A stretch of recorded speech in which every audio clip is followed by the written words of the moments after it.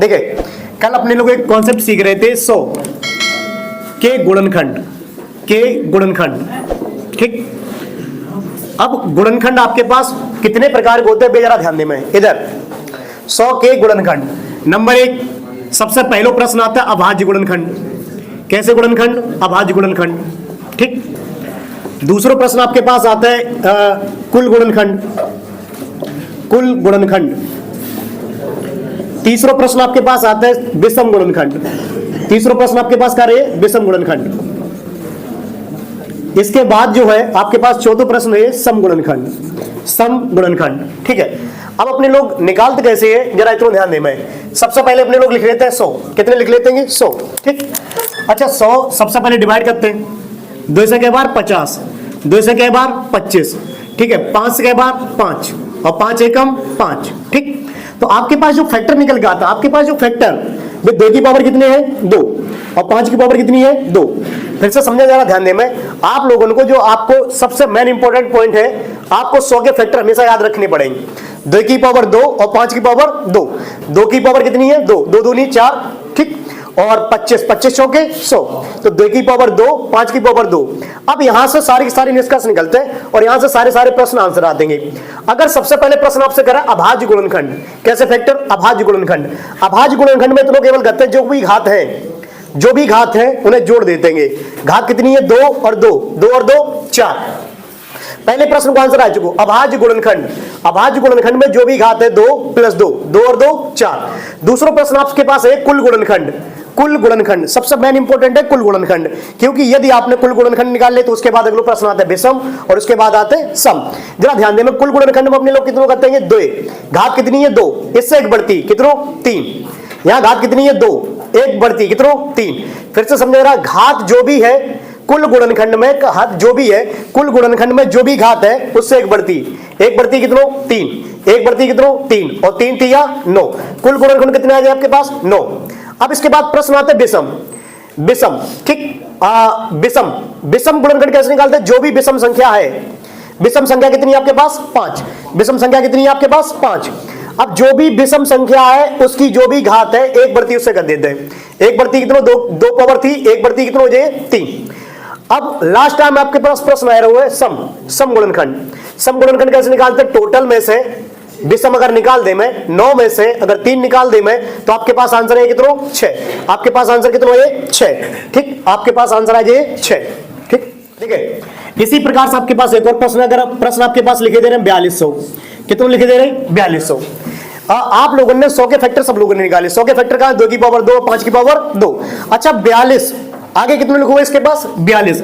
अच्छा 42 होता है 7 छिक्का 42 और 100 के तो आपने फैक्टर निकाले ही अलग से, ठीक है। अच्छा 6 के माने होते हैं 2 तिया 6, 2 तिया 6। तो इसे सही तरीके से लिखते हैं 2 तिया 6, 6 सत्ते 42। और आपने 100 के फैक्टर निकाले हुए। 100 के फैक्टर कितने निकाले? 2 की पावर 2 और 5 की पावर 2। देखिए इधर फिर से ध्यान दें। 2 की पावर 2 और 5 की पावर 2, 2 की पावर 2 निकाली और 5 की पावर 2 निकाली आप लोगों ने। अच्छा आप एक बात बताएं, 2 की पावर टोटली कितनी हो जाएगी? 2 की पावर 1 और 2 जे 2 की पावर 3, ठीक। अब आपके पास 3 कितनी बार है? 1, 3 एक बार है, ठीक। उसके बाद 5 कितनी बार है? 5 2 बार है, ठीक। 7 कितनी बार है? 7 एक बार है। क्लियर? आपके पास इतना फैक्टर हो चुका 4200 को। आपके पास इतना फैक्टर हो चुका 4200। अब आपके पास बार बार वही प्रश्न है सारे सारे। नंबर पहला प्रश्न है अभाज्य। नंबर पहला प्रश्न है अभाज्य। अभाज्य जो भी घात है, अभाज्य में क्या करते हैं? बिल्कुल जो भी घात है उन्हें उठाए क्या करते हैं? जोड़ देते हैं। जो भी घात है, घात कितनी थी? 3, 3 और 1 4, 4 और 2 6, 6 और 1 7। टोटल अभाज्य फैक्टर कितने हो जाए? 7। तो 3, 3 और 1 4, 4 और 2 6, 6 और 1 7। अगला प्रश्न आता है आपके पास कुल गुणनखंड। कुल के लिए मैंने इतना बताओ आप लोगों को। कुल के लिए जो भी घात है उससे एक बढ़ती गुणा, जो भी घात है उससे एक बढ़ती गुणा। अच्छा इसकी घात कितनी है? 3, 3 में एक बढ़ती 4, एक बढ़ती 2, ठीक। घात कितनी है? 2, एक बढ़ती कितनों? 3, ठीक। यहां कितनी घात है? 1 बढ़ती 2। तो 4 दूनी 8, 8 तिया 24, 24 दूनी 48। कुल फैक्टर कितने निकल गए? 48। कुल फैक्टर कितने? 48, ठीक। जो भी घातें थी एक बढ़ती 3 थे, एक बढ़ती 4, 1 थो, एक बढ़ती 2, 2 थे, एक बढ़ती 3, एक तो 1/2, ठीक। इनको आपस में मल्टीप्लाई कर दो, 4 दूनी 8, 8 दिया 24, 24 दूनी 48। एक बात हमेशा याद रखा है, अभाज्य के लिए उनको योग करते हैं, अभाज्य में घातन को योग करो है, ठीक। और विषम में जो भी घात है उससे एक बढ़ती क्या कर जाते हैं, मल्टीप्लाई, गुणा, ठीक। तीसरा प्रश्न आपके पास आता है विषम। अपने लोग विषम निकालने का प्रयास करते हैं, क्योंकि अपने लोग अगर कुल में से विषम निकाल दिए तो सम निकले हैं आपके पास, ठीक है। अपने विषम निकालने का प्रयास करते हैं। विषम में मैंने इतना कॉन्सेप्ट बताओ आप लोगों को, जो भी विषम संख्या है। अच्छा, इसमें विषम संख्या कौन कौन सी है? इसमें विषम संख्या कौन कौन सी है? 3 है, 5 है और 7 है। 3 है, 5 है और 7 है। विषम में आपके पास 3 है, 5 है और 7 है। जो भी घात है इनकी विषम संख्या में, जो भी घात है 1/3 कितनों? 2, ठीक। 2 1/3 1/3 कितनों? 1/3 कितनों? 2। विषम 3 दूनी 6, 6 दूनी 12। विषम कितने निकले? 12। विषम कितने निकले? 12। तो 48 में से अगर 12 चले जाए तो आपके पास चौथा प्रश्न निकल गया सम। सम के लिए कितने निकल गए आपके पास? 48 में 12 गए, कितना बचेगा आपके पास? 36। बस ये सारे के सारे आंसर हैं आपके पास, क्लियर। अभाज्य, कुल, विषम और देखिए अगला प्रश्न आपके सामने लिखे दे रहे हैं 10,400। 10,000 कितने? 400। 100 के तो फैक्टर आप सब लोगों को पता है, 2 की पावर 2 और 5 की पावर 2, ठीक। अब आपके पास शुरुआत में कितने लिखे हैं? 104। 104 का हो तो 13 8 104। अच्छा, 8 के मान होते हैं 2 की पावर 3। देखें इधर इतना लिखने पड़ेगा आपको, 13 8 104 और ये तो 100 है ही है आपके पास। 13 8 104 और 100 आपके पास अलग है ही है, ठीक। अच्छा, 13 8 104, 8 के माने होते हैं 2 की पावर 3, तो आप लोग इतना लिख सकते हैं 2 की पावर 3, ठीक। ये 13 है आपके पास और 100 के आपके पास 2 की पावर 2 है और 5 की पावर 2। 100 के अपने लोगों ने सीख ही लिए, 2 की पावर 2 है और 5 की पावर 2 है। अच्छा, अब 2 की पावर टोटली कितनी? 3 जे है और 2 जे है, 3 और 2 5, 2 की पावर 5, ठीक। आपके पास 5 की पावर कितनी बचे? 2 और 13 की पावर कितने बचो? 1। 13 की पावर 1 बचो। अब इसमें फिर से भी सारे प्रश्न, नंबर 1 प्रश्न अभाज्य गुणनखंड, नंबर 2 प्रश्न कुल गुणनखंड, तीसरा प्रश्न विषम गुणनखंड और चौथा प्रश्न सम गुणनखंड, बिल्कुल बकायदा वैसे ही निकले हैं। अच्छा, अभाज्य के लिए अपने लोग कितने करने पड़ते हैं? अभाज्य के लिए इतना करने पड़ते हैं, जो भी पावर है उन्हें आराम से योग कर दें। जो भी पावर है उन सबको योग, जो भी पावर उन सबको योग। 5 और 2 7, 7 और 1 8, टोटली कितनी हो जाएगी? अभाज्य फैक्टर 8, ठीक। दूसरा प्रश्न आपके पास निकल गया कुल गुणनखंड। कैसे फैक्टर? कुल के लिए मैंने इतना बताया आप लोगों को कि जो भी घातें हैं उनमें एक बढ़ती गुणा, जो भी घात है उनमें एक बढ़ती गुणा। घात कितनी थी इसकी पहले? 5, 5 में एक बढ़ती 6। इसमें घात कितनी है? 2, 1/3। इसमें घात कितनी है? 1, 1/2।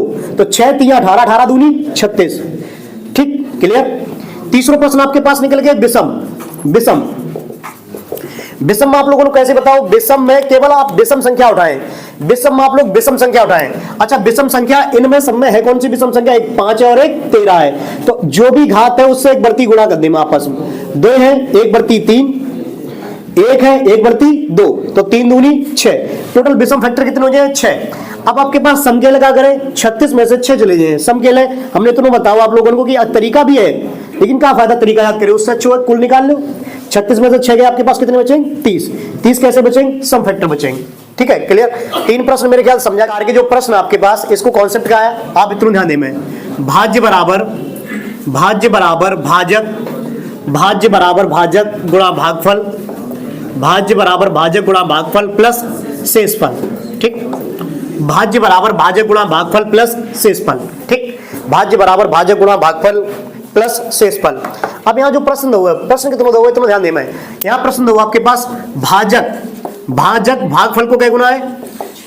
भागफल को क्या गुना है? 6 गुना। भागफल को 6 गुना, ठीक। और शेषफल को क्या गुना है?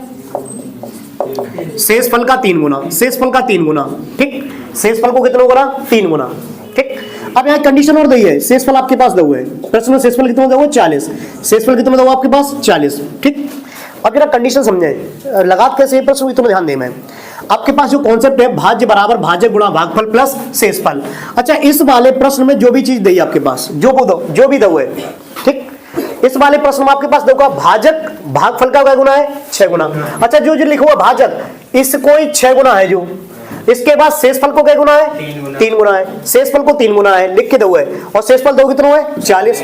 अब जरा फिर से एक बार हम फिर से बात नीचे लिखे दे रहे, भाजक गुणा भागफल और प्लस शेषफल, प्लस शेषफल। ठीक, अब कंडीशन जरा समझें, शेषफल को तो जो 3 गुना है 3 गुना, और भागफल को क्या गुना है 6 गुना। ठीक, भागफल को कितना गुना है 6 गुना। अब आपके पास इस प्रश्न में दो कितना भाग शेषफल दो है, शेषफल कितना दो है 40। ठीक, शेषफल कितना दो है 40। फिर से समझे एक बार, जो बात दी आपके पास वो हमने लिख दो डायरेक्टली, शेषफल दो आपके पास 40। अच्छा, भाजक जो दो है शेषफल को क्या गुना है 3 गुना, भाजक जो दो है शेषफल को 3 गुना, यानी कि जो इज्जा संख्या दी है भाजक शेषफल को 3 गुना। अगर इसको 3 गुना करें 40 को 3 गुना 4 120 हो जाए। और जब संख्या मल्टीप्लाई में भागफल मल्टीप्लाई में, और भागफल से जो क्या गुना है 6 गुना है। ठीक, यानी कि यहां पर कोई संख्या लिखी है, यहां पर कोई संख्या लिखी है, एक्चुअली में क्या गुना है जा 6 गुना है इससे। अच्छा 6 गुना है तो हम लोग ऐसे जो भी क्या संख्या लिखी है यहां पर जो गुना लिखे हैं इसे 120 लिखे हैं, 6 गुना तो 6 से भाग करके देख लो कितने निकल गए 20। तो यह संख्या निकल गई कितनी 20। ठीक, फिर से जरा समझे, एक बार फिर से समझे जरा, कई लोग ना ध्यान दे पा रहे हुए, कई लोग ध्यान ना दे पा रहे। इधर भाजक भागफल को देखो, यहां इनके बीच लोगों गुणा, भाजक भागफल का प्लस शेषफल, शेषफल को तो 3 गुना है और भागफल को क्या गुना है 6 गुना है। जो भी दो है मैंने आपके सामने लिख दूंगा, भाजक भागफल का 6 गुना और शेषफल का 3 गुना। अच्छा, शेषफल आपके पास कितना दो है 40, 40 को 3 गुना 4 120। अब यहां कोई संख्या है, यहां कोई संख्या है उसको जो 6 गुना है, यहां कोई संख्या उसको 6 गुना। अच्छा 6 गुना कोई है तो जब संख्या जो भी है सब डिवाइड करके देख लो, 120 को मैंने डिवाइड करो 6 से, अगर 120 को डिवाइड करो 6 से कितनी निकल गई आपके पास 20 निकल गई। तो आपके पास बस मल्टीप्लाई रहेगा 12 दूनी 24, 2400 और प्लस 40, तो आंसर निकल गया 2440। बस आंसर क्लियर। ठीक, देखे इतना ध्यान दे, मैं इस वाले प्रश्न में आपके पास दूंगा भाजक भागफल का क्या गुना, भागफल का 10 गुना, भागफल का 10 गुना। ठीक, और शेषफल का क्या गुना, शेषफल का 5 गुना। ठीक, और शेषफल आपके पास है कितना 5। ठीक, कितना दो है 46। ठीक, फिर से समझे, फिर से ध्यान दे, मैं भाज्य बराबर भाजक गुणा भागफल प्लस शेषफल, भाज्य बराबर भाजक गुणा भागफल प्लस शेषफल। अब जो कंडीशन एक बार लिख के दे दो यहां, भाजक बराबर भाज्य बराबर भाजक, शांत रहो तुम लोग, भाज्य बराबर भाजक गुणा भागफल, भागफल प्लस शेषफल। ठीक, अब जो भी बात दी आप यहां ध्यान दे, में भागफल क्या गुना है भाज्य को, भाजक भागफल को क्या गुना 10 गुना, यानी कि जहां संख्या जिससे है क्या गुना है 10 गुना है, और शेषफल से क्या गुना है 5 गुना। फिर से समझ ले, में भाजक भागफल को 10 गुना है, यहां कोई संख्या लिखी है भाजक, तो भागफल से क्या गुना है 10 गुना है, और शेषफल से क्या गुना है 5 गुना है। तो आपके प्रश्न में जो भी बात दी है, जो भी बात दी है वह लिख लो बाकायदा। इस प्रश्न में फिर से दो का है शेषफल, शेषफल कितना है 46। अब 46 से जब 5 गुना है, 46 से 5 गुना, तो 46 को 5 गुना करके देख लो, मैं 5 छिक्का 30, 5 के 20 और 3 230। ठीक, अब कोई संख्या यहां लिखी है उसको जो ऑटोमेटिकली 10 गुना दो है। अच्छा 10 गुना दो है तो हमने आप लोगों को पिछले कॉन्सेप्ट में बताया हुआ है, 230 को आराम से आप 10 से भाग करके देख लो, जब संख्या कितनी निकल गई है 23। संख्या कितनी निकल गई है 23। जब संख्या जो भी लिखी है बस 10 गुना ऑलरेडी पहले किसी ना किसी, तो हमने कहा कि जब संख्या जो भी लिखी है 230 डिवाइड करके देख लो 10 से डिवाइड करी तो आपके पास कितना निकल गया हुआ है 23। तो 23 23 529, 529 प्लस 46, 529 प्लस 46, 529 जो तो लिखे ही आपके पास 529 प्लस 46। ठीक है 46 529 यानी कि आज एक 0 प्लस 46, आंसर है 5336। के बाद अपने लोग एक सीरीज और पढ़ने वाले हैं। देखिए एक सीरीज कैसे आते हैं, नंबर सिस्टम में एक सीरीज आती है इस प्रकार से लिखते हैं, जैसे कि सवाल लिख दिया आपके पास 1 बटा 4 गुणा 5 प्लस 1 बटा 5 गुणा 6, 1 बटा 6 गुणा 7 प्लस 1 बटा 7 गुणा 8 प्लस 1 बटा 8 गुणा 9। ठीक, इस प्रकार से आगे कहीं तक जा सकते हैं सीरीज, आगे यहां तक बंद हो जाए तो यहां तक है और आगे जा सकते हैं। ठीक है एक बार और लिखे दे रहे 1 बटा 9 गुणा 10, 9 गुणा 10। देखिए याद रखें जो सीरीज एक प्रकार से तो इस प्रकार से बन गया जी, और जी सीरीज को एक प्रकार ऊपर दे सकते हैं। देखिए कैसे, बिल्कुल एक तरीका से तो फैक्टर करके लिख दीजिए, ये आपके पास कैसे लिखे फैक्टर करके लिखे हैं। ठीक है जब फैक्टर करके लिखे हैं एक सीरीज, इसी प्रकार की सीरीज और बन के आ सकते हैं। सीरीज कैसे बन गए जरा ध्यान दें, जो सीरीज वाले प्रश्न है वे थोड़े आराम सीखेंगे। जब सीरीज जैसे भी बन के आ सकते हैं, 5 चौके 20 प्लस 1/30 प्लस 1/42 प्लस 1/56, ठीक, और प्लस 1/72 और प्लस 1/90। अब चाहे सीरीज ऊपर वाली पढ़ो चाहे नीचे वाली पढ़ो, लेकिन आपको मेन जो उद्देश्य है, मेन उद्देश्य जो है आपके पास, आपको सीरीज अगर इस प्रकार से दी है तो आप लिख लो इस तरीका से आना चाहिए आपको, ठीक। 4 पंजे 20, फिर आगे 5 छक्का 30। एक बात और याद रखें, तोड़ने आपको सीरीज इसमें तोड़ने प्रश्न आपको इस प्रकार से बन गए हैं, प्रश्न तो आपको इस प्रकार से बन गए हैं, लेकिन आपको तोड़ने पड़े सीरीज। सीरीज कैसे तोड़ते हैं सब पता है, 20 के मान होते हैं 4 पंजे 20, 4 पंजे 20। ऊपर हमने जय प्रश्न तोड़ लिख दो, अच्छी बात है, ठीक। अच्छा, यहां खत्म किस पे हुआ है? 5। तो अगली बार स्टार्टिंग किससे होनी चाहिए? 5 से।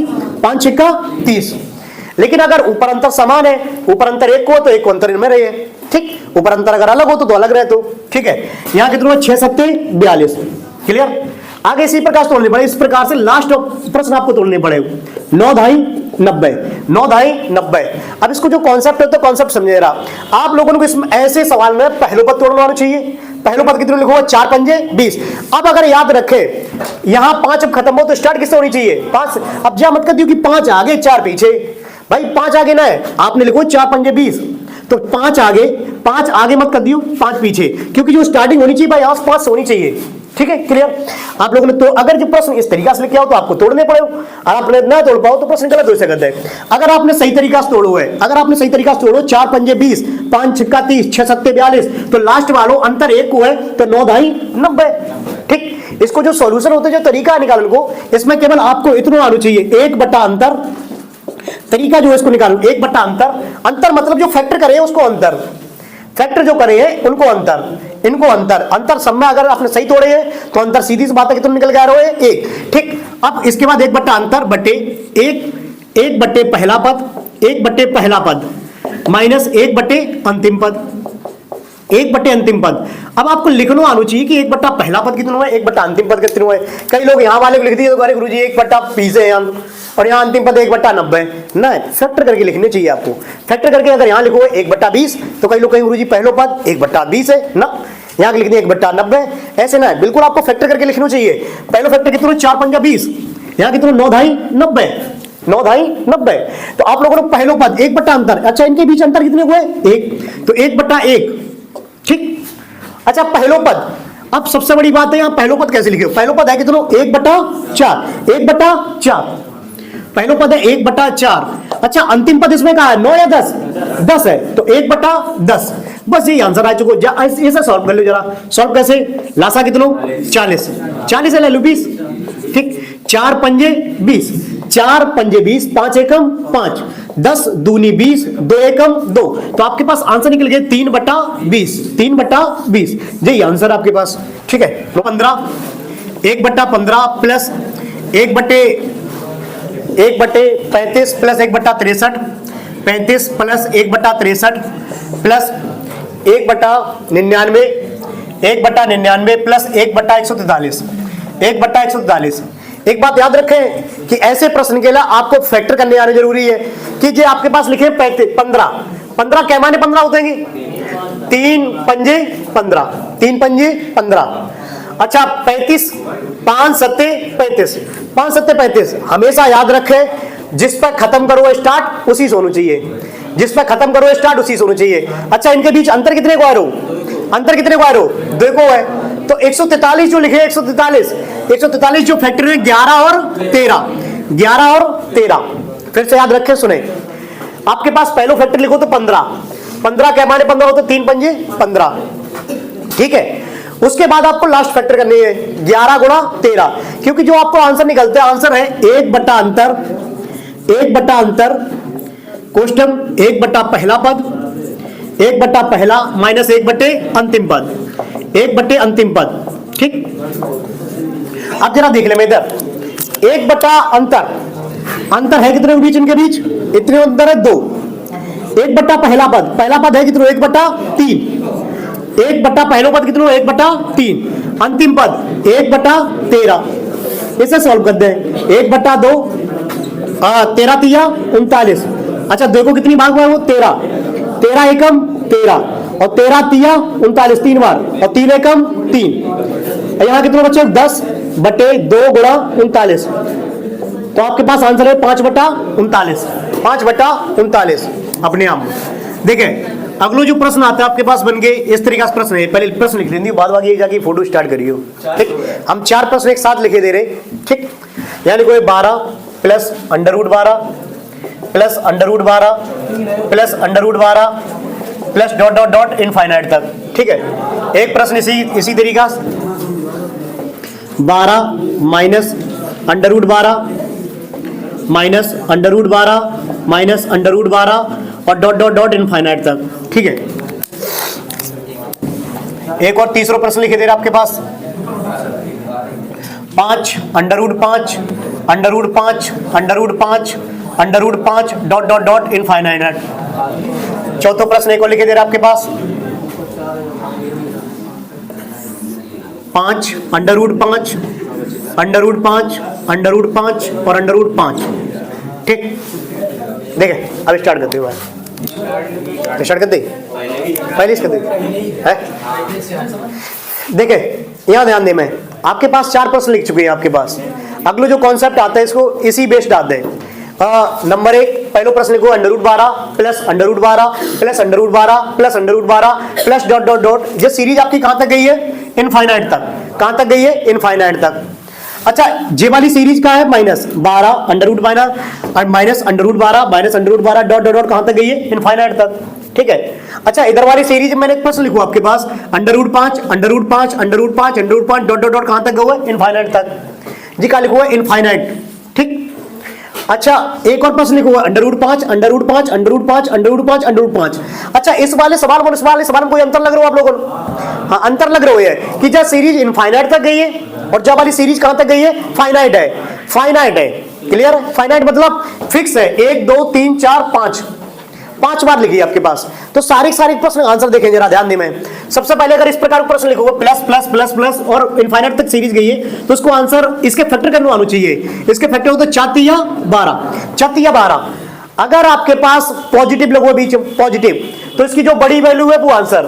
फिर से समझ ले, मैं अगर बीच में पॉजिटिव लगो है पॉजिटिव तो इसकी जो बड़ी वैल्यू है वही वैल्यू कितनी है? 4, तो आंसर है कितना? 4। ठीक, लेकिन अगर इनके बीच इसको फैक्टर करें, जैसे हमने इसके बीच अगर माइनस लगो है, माइनस ये कैसे हुआ? माइनस, तो इनसे 4 या 12 अगर माइनस लगो तो आंसर कौन सी वैल्यू रहे? छोटी वैल्यू। छोटी वैल्यू कितनी? 3। फिर से ध्यान देना, अगर माइनस लगो है माइनस तो छोटी वैल्यू, माइनस लगो तो छोटी वैल्यू और अगर प्लस लगो तो बड़ी वैल्यू। लेकिन एक बात याद रहे, इनके बीच जो डिफरेंस होते ऐसे प्रश्न में डिफरेंस कितना रहे? 1। डिफरेंस कितना रहे? 1। ठीक, तो आपके पास प्लस वाले में बड़ी वैल्यू, प्लस वाले में बड़ी वैल्यू, बड़ी वैल्यू मतलब प्लस वाले में। ठीक, अच्छा माइनस वाले में छोटी वैल्यू। अब आपके पास अगला प्रश्न आ रहा है, इस वाले प्रश्न में आपके पास इनफाइनाइट है, आंसर कहां तक जाओगे? इनफाइनाइट तक। अच्छा अगर सीरीज इस प्रकार से कोई भी लिखी है, ना तो इसमें प्लस है ना इसमें माइनस है, और जो सीरीज कहां तक गई है? इनफाइनाइट तक। इनफाइनाइट तक गई तो जो प्रश्न जो भी लिखो है आपके पास 5 लिखे तो आंसर इसको कितना आ जाए? 5 क्यों आ जाए? सोल्यूशन में बता दी थोड़ी देर बाद 5 क्यों आ जाता है, उसको भी तरीका सीख ले मैं। क्योंकि अगर बाई चांस इस इक्वेशन की हम लोग किसी से तुलना करेंगे, अगर हमने तुलना मान लो करने का प्रयास करो, इस प्रकार से मैंने तुलना कर दी x बराबर √5 इनफाइनाइट तक। ठीक, तो अपने लोग क्या करते हैं? अपने लोग इतना करेंगे, अगर यह सॉल्यूशन देखने का प्रयास करें तो इतने लोग हैं कि दोनों तरफ को वर्ग कर दे में, दोनों तरफ का कर दे में वर्ग कर दे में। अच्छा दोनों तरफ अगर वर्ग करे हो तो x² बराबर, अच्छा वर्ग कर दियो तो एक अंडर रूट हट जाइए, एक बाहर निकले 5 और फिर से यह सीरीज बन जाए √5 और डॉट डॉट कहां तक? इनफाइनाइट तक। अच्छा इनफाइनाइट अनंत होते हैं, अनंत मतलब पता नहीं कहां अंत हो उसके।